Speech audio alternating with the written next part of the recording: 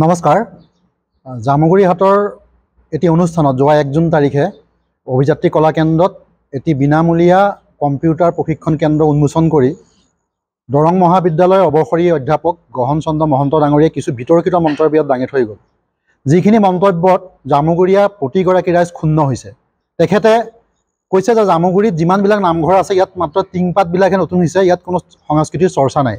আমি এইটো গৌৰৱেৰে ক'ব পাৰোঁ যে যোৱা যি 12 চহৰীয়া ভাওনা হৈ গ'ল, সেই 12 চহৰীয়া ভাওনাত জামুগুৰি হাটৰ 300ৰো ওপৰ যুৱকে খোল প্ৰশিক্ষণ লৈ সেই 12 চহৰীয়া ভাওনাত খোল বজাইছিলে। সেয়া আমাৰ নামঘৰসমূহত হোৱা সংস্কৃতিৰ চৰ্চাৰ ফল। তাৰোপৰি এই জেঠ মাহত আমাৰ কৃষিজীৱী ৰাইজে যি নাম সেৱা বা ভাওনা মহোৎসৱ আৰম্ভ কৰে, এই গাঁৱৰ ভাওনাসমূহ গৈ আমি ভাদ আহিন কাতি মাহলৈকে প্ৰত্যেকখন গাঁৱে অতি ধুমধামেৰে প্ৰত্যেকখন গাঁৱৰ নামঘৰত ভাওনা অনুষ্ঠিত হয়। ই জামুগুৰি হাটৰ এটা গৌৰৱৰ বিষয়। গহন চন্দ্ৰ মহন্ত ডাঙৰীয়াৰ জামুগুৰিৰ লগত কোনো ধৰণৰ সম্পৰ্ক নথকাকৈ এই সাংস্কৃতিক আৰু ধৰ্মীয় সমাজখনত তেখেতে আক্ৰমণাত্মকভাৱে এই কথাখিনি ক'লে।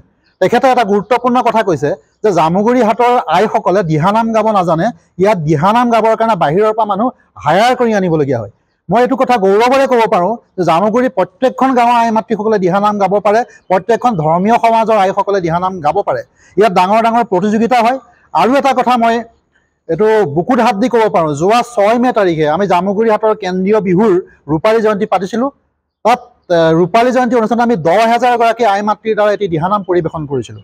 আৰু সেই 10,000 গৰাকী আই মাতৃ কিন্তু আমাৰ স্থানীয় আই মাতৃ, আৰু ইয়াত স্থানীয় আইসকলে আগভাগ লৈ পেলাই গোটেই অনুষ্ঠানটো সুকলমে উদযাপন কৰা হৈছিলে। তাৰপিছতো তেখেতে 10,000 আই মাতৃয়ে দিহানাম কৰাৰ পিছতো তেখেতে কৈছে ইয়াত দিহানাম গাবলৈও বাহিৰৰ পৰা মানুহ হায়াৰ কৰি আনিবলগীয়া হয়। এনেধৰণৰ কিছুমান বেছলেছ কথা। আৰু প্ৰত্যেকটো শিক্ষানুষ্ঠানক তেখেতে আক্ৰমণ কৰিছে। ইয়াৰ প্ৰিন্সিপালসকলক তেখেতে আক্ৰমণ কৰি কৈছে বিভিন্ন ধৰণৰ কথা। ইয়াৰ যিসকল সাহিত্য চৰ্চা কৰা লোক তেখেতসকলক আক্ৰমণ কৰি গৈছে। তেখেতে কৈছে শিলগুটি মাৰি দিলে ইয়াৰ কবিসকলৰ মূৰতেই শিলগুটি পৰিব, কিন্তু কবিসকলে কবিতাৰ নাম নাজানে। বিভিন্ন ধৰণৰ বিতৰ্কিত মন্তব্য কৰিছে, সামাজিক সাংস্কৃতিক অনুষ্ঠানসমূহক আক্ৰমণ কৰিছে। কি উদ্দেশ্যত কৰিছে আচলতে? ইয়াৰ বেকগ্ৰাউণ্ডত কোন আছে?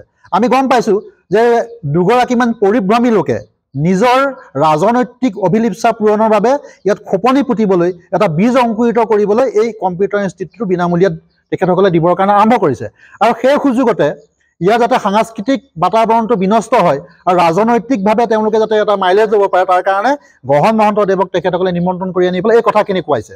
এটা ভিন্ন ধৰণৰ কথা। তাৰমানে তেখেতসকলে যাতে 2026 চনত টিকেট লৈ পেলাই ইয়াৰ পৰা নিৰ্বাচন খেলিব পাৰে, মানুহখিনি ভাগ ভাগ কৰিব পাৰে, এই উদ্দেশ্যৰ কামটো কৰিছে। আমি একোগৰাকী সচেতন লোক হিচাপে, জামুগুৰি এগৰাকী সন্তান হিচাপে তেখেতৰ গহন মহন্তদেৱৰ এই বক্তব্যত তীব্ৰভাৱে ধিক্কাৰ দিছোঁ, গৰিহণা দিছোঁ।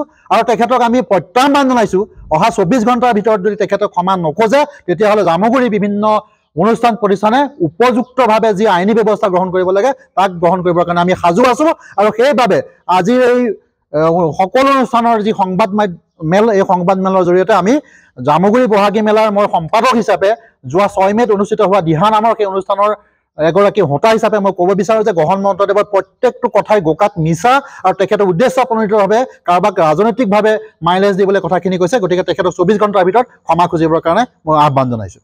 হিচাপে আজি সংবাদমেল সম্বোধন কৰি এইখিনি কথা ক'বলগীয়া হৈছে। যোৱা 1 জুন তাৰিখে দেওবাৰে যি অনুষ্ঠান এটা অভিযাত্ৰী কলা কেন্দ্ৰত হৈ গ'ল, সেই অনুষ্ঠানটোত আচলতে আমি সঁচাকৈ দুখিত যে যিকেইজন ব্যক্তিয়ে এটা অনুষ্ঠান পাতিব খুজিছিলে যে কম্পিউটাৰ প্ৰশিক্ষণ কেন্দ্ৰ, আমি জানো যে কিবা এটা অনুষ্ঠান পাতিলে সেই অনুষ্ঠানটোৰ উদ্বোধক হিচাপে যদি কাৰোবাক মাতে, সেই অনুষ্ঠানটোৰ বিষয়ে বক্তব্য ৰাখে। সেই অনুষ্ঠানটো কম্পিউটাৰৰ বিষয়ে যিমান হাজাৰটা কথা তেওঁ ক'ব জানে যদি কোৱা হ'লে তাত আচলতে আজি আমি সংবাদমেল সম্বোধন কৰিবলগীয়া নহ'লহেঁতেন। কিন্তু আমি আজি সংবাদমেল সম্বোধন কৰিবলগীয়া এইকাৰণেই হ'ল যে তেওঁ তাত কোৱা কথাখিনি আমি জামুগুৰিয়াৰ ৰাইজৰ কোনেও গ্ৰহণ কৰিব পৰা কথা নহয়। আমি দেখিছোঁ যে বাহিৰৰ পৰা যেতিয়া বিশিষ্ট ব্যক্তি এজনক জামুগুৰি হাটলৈ মতা হয় বা বিভিন্ন ঠাইত এজন বিশিষ্ট ব্যক্তিক মতা হয়, সেই ব্যক্তিজনে যদি সেই অঞ্চলৰ বিষয়ে নাজানেও কেতিয়াও কিন্তু সেই অঞ্চলৰ বিষয়ে বেয়াকৈ কোৱা কোনো মই বিশিষ্ট ব্যক্তিক শুনা নাই। এজনেই ব্যক্তিৰ নাম শুনিছোঁ যে যিজন নাম হ'ল গহন মহন্ত।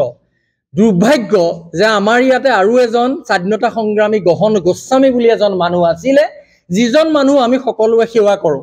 সেই মানুহজনৰ নাম লৈ তেওঁ আচলতে ডাঙৰ মানুহ বোলাবলৈ আহিছে। তেওঁ কেনেকৈ মহাবিদ্যালয়ৰ আচলতে অধ্যাপক হ'ল চিন্তা কৰিবলগীয়া বিষয় আছে।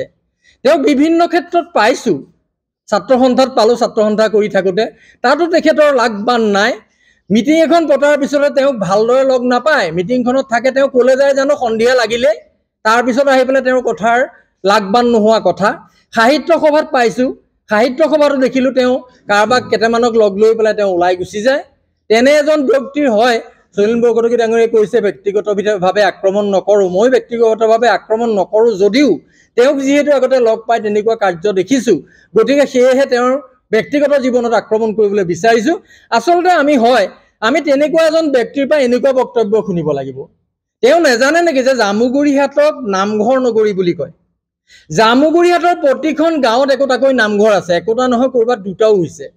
প্ৰতিখন গাঁৱৰ ৰাইজে সন্ধিয়া ৰাতিপুৱা নামঘৰ মচাৰ পৰা আদি কৰি চাকি বন্তি জ্বলাই সদায় সেৱা কৰে। এইটো ডেইলি কথা কৈছোঁ। আৰু প্ৰতি মাহত এনে কমিটি থাকে, কমিটিখনৰ প্ৰতি মাহত একোখন সভা বহে নামঘৰৰ উন্নয়ন, ৰাইজৰ উন্নয়নৰ কাৰণে। সেই গাঁওবিলাকত গাঁওখনৰ সংগঠনৰ কথা তাত পাতে। নামঘৰত আমি একো নকৰোঁৱে নেকি? নামঘৰত ধৰ্মীয় অনুষ্ঠানখিনিতো হয়েই।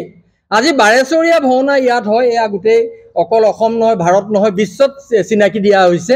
এই বাৰেচৰীয়া ভাওনাৰ গোটেই কাৰ্যক্ৰমখিনি নামঘৰবিলাকতে হৈ আহে। তেওঁ আহক ইয়াত চাবলৈ, বাৰেচৰীয়া ভাওনা ইয়াৰ পিছৰবাৰ চাবলৈ আহক, আহি দেখক জামুগুৰিহাটে সংস্কৃতি জানে নেজানে। গতিকে আমি এটা তেখেতক উপৰোক্ত বক্তাকেইজনে কোৱাৰ নিচিনাকৈ মই ক'বলৈ বিচাৰিছোঁ, তেওঁ জানি শুনি হ'লেও কাৰোবাৰ প্ৰৰোচনাত পৰিও যদি এই এনেধৰণে জামুগুৰিয়াৰ ৰাইজক মনোকষ্ট দিয়া বক্তব্যখিনি ৰাখিছিলে, তেওঁ আহক জামুগুৰি মাজমজিয়াত তেওঁ আঁঠু লৈ কাণত ধৰি পেলাই জামুগুৰিয়াৰ ৰাইজক ক্ষমা খোজক আৰু তেওঁৰ যে ভুল হ'ল ভুলটো স্বীকাৰ কৰক। আৰু আমি যিসকল উদ্যোক্তাসকলকো এটা কথা ক'বলৈ বিচাৰিছোঁ যে উদ্যোক্তাসকল ক'ৰ? জামুগুৰিহাটৰ নহয় নেকি? জামুগুৰিহাটৰ মানুহখিনিক গালি পাৰি থাকোঁতে তেওঁলোকৰ গাত লগা নাই নে বাৰু? তেওঁলোকতো জামুগুৰিহাটৰ যুৱক। আজি আমি এটা ষ্টেজ পাৰ কৰি আহিছোঁ, আমাক আজি ৰাইজৰ সেৱা কৰিবলৈ দিছে। মই সাহিত্য সভাৰ সভাপতি হ'বলৈ ৰাইজে দিছে। আজি বাৰেচৰীয়া ভাওনাৰ স্থায়ী কমিটিৰ সম্পাদক হ'বলৈ মোক ৰাইজে দিছে। তেনেকৈ কৰ্ম কৰি পেলাই আগবাঢ়ি গৈছোঁ। এতিয়া তোমালোকো আগবাঢ়ি আহা, তোমালোক ইয়াত নাথাকা হয়, বিভিন্ন ঠাইত তোমালোকে বিভিন্ন কাম কৰি আছা। ফেচবুকৰ জৰিয়তে ক'ৰবাত দেখিছোঁ, তোমালোকক ধন্যবাদ জনাইছোঁ। জামুগুৰি সুনাম তোমালোকে ৰক্ষা কৰি যোৱা। কিন্তু জামুগুৰি হেৰিয়াত আহি কোনোবাই গালি পাৰিব, তাত তোমালোকে মনে মনে থাকিবা। হয় মাতি আনিছিলা, তোমালোকে কিয় এবাৰ হ'লেও ক'ব নোৱাৰিলা যে নহয় এইখিনি কথা নক'ব, আপোনাক আমি কম্পিউটাৰ ইনষ্টিটিউটখন উন্মোচন কৰিবলৈহে মাতি আনিছোঁ, কিয় নক'লা উদ্যোক্তাসকলে? গতিকে আগৰ বক্তাকেইজনে কোৱাৰ নিচিনাকৈ মোৰো এটা সন্দেহ হৈছে যে উদ্যোক্তাকেইজনৰ ক'ৰবাত কিবা কেৰুণ আছে নেকি? উদ্যোক্তাকেইজনৰ কিবা স্বাৰ্থ আছে নেকি? অলপ স্বাৰ্থ শুনিছোঁ। কোনোবা এজন ব্যৱসায়ী আৰমান নেকি নেজানো, মই চিনি পোৱা নাই, দেখা নাই, ধলাই বিলৰ। তেওঁৰ হেনো কিবা উচ্চাকাংক্ষা আছে, ইয়াত কিবা ৰাজনীতি কৰিবলৈ তেওঁৰ হেনো মন আছে, কোৱা শুনিছোঁ। ভাই, ৰাজনীতি কৰিবলৈ মন আছে, ৰাজনীতিৰ জেগাত কৰি থাকা, তাত আমি একো নকওঁ। তুমি কিন্তু এই সাহিত্য ক্ষেত্ৰখনক কলংকিত কিয় কৰিলা? আজি সাহিত্য সভাত হয় তুমি যদি কৈছা শিলগুটি মাৰি দিলে গোটেই কবিৰ মূৰতে পৰে, ভাল কথা। ইমান কবি আজি আমি সাহিত্য সভাই সৃষ্টি কৰিব পাৰিছোঁ জামুগুৰিত। হয়, সকলোৱে হীৰেণ গোহাঁইৰ দুটা কবিতাৰ নাম নাজানিবও পাৰে, কিন্তু তেওঁলোকে যে কবিতা লিখাৰ চেষ্টা কৰিছে, সেই চেষ্টাটো আমি সাহিত্য সভাই কৰি দিছোঁ। যিটো দিহানামৰ হৈ যোৱাৰ পিছদিনাখনে অসমৰ মাননীয় মুখ্যমন্ত্ৰীয়েও জনাইছিলে যে বৰ সুন্দৰ বা ভাল হৈছে, মানে অসমত এইটো দিহানামৰ প্ৰথম পদক্ষেপ, যদিও দিহানাম সকলোৱে গায়। আৰু জামুগুৰিহাটৰ প্ৰতিজনী গোপিনীক তেওঁ নিয়ক, জামুগুৰিহাটৰ যিকোনো এখন গাঁৱত তেওঁ আহক, আহি 10জনী গোপিনীক কওক আপোনালোকে দিহানাম গাই দিয়ক। তেওঁৰ আগত যদি দিহানাম গাই দিব নোৱাৰে, তেতিয়াহ'লে তেওঁ আমাক চেলেঞ্জ কৰক। গতিকে মই এইটো কৈছোঁ যে বেয়া লাগিছে এইটো কাৰণে, তেজপুৰ দৰংগজৰ অধ্যাপক বুলিও কৈছোঁ, কিন্তু তেওঁ আচলতে আমাৰ নিকটৱৰ্তী নদুৱাৰ অঞ্চলৰ চতিয়াতে তেওঁৰ পুৰণা ঘৰ। কিন্তু আজি লাজ লাগিছে এইকাৰণে যে তেওঁ নিজৰ এই ভাইখিনি বা নিজৰ পৰিয়ালটোৰ কথা তেওঁ ইমান বেয়াকৈ ক'ব পাৰে। গতিকে মোৰ সন্দেহ লাগে যে তেওঁ কিবা অখাদ্য ভক্ষণ কৰি আহিছিল নেকি তেতিয়া ক'বলৈ আহোঁতে, কাৰণ তেনেকুৱা তেওঁৰ আছে তেওঁৰ কথা। গতিকে আমি এই কথাখিনি লৈ নাযাওঁ, মাত্ৰ তেওঁ 24 ঘণ্টাৰ ভিতৰত ক্ষমা খুজিবলৈ এই সংবাদ মেল যোগেদি তেওঁক আমি আহ্বান জনাইছোঁ। মোক ক'বলগীয়া ইমানখিনি, ধন্যবাদ।